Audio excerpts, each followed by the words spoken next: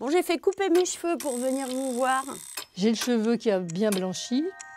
J'ai pas de cheveux blancs encore. Je m'assois face au miroir? Oui, face au miroir. Ouf, ça fait peur. Là, j'ai entre 20 et 25 ans. Bon, on voit à la coupe de cheveux que c'était très tendance à l'époque. Mon Dieu, oh là là. J'avais beaucoup d'espoir en cette vie d'adulte. Je venais d'avoir mon petit garçon, donc ça me procurait beaucoup de bonheur. J'ai une petite tête ronde de poupine encore.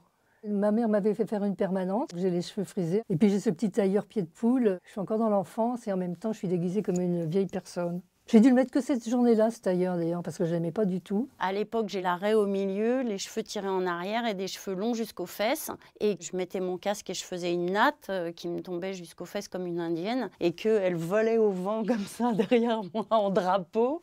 C'est la première fois que je me suis sentie libre. Ça faisait 1 an presque que je connaissais Claude, mon fiancé à l'époque, donc j'étais toute gamine et c'est vrai que c'est des beaux souvenirs. Il fallait que je sois quand même apprêtée sûrement et on n'avait pas intérêt à me décoiffer. Hein. Ah non, ça je me rappelle.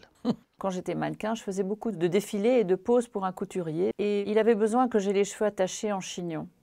Donc il me fallait un carré court jusqu'ici, un peu classique. Et lorsque j'étais enceinte, j'ai arrêté d'être mannequin et un jour à ma coiffeuse, je lui ai dit « Vas-y, coupe !»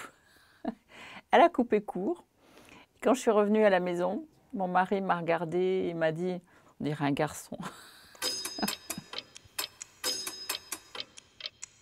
Ça me va bien, ces cheveux tout ondulés qui parfois réussissent à cacher une partie de mon visage. J'ai parfois pas envie de voir certaines personnes en réunion, par exemple, et ça me permet d'occulter. J'ai des cheveux teintés, puisque j'ai les cheveux grisonnants sur le devant et encore châtains dans le cou. Donc, je ne peux toujours pas décider de devenir poivre et sel, puisque la nature a décidé que pour l'instant, ce n'était pas uniforme. On peut avoir des cheveux blancs et ne pas paraître vieux ou vieille.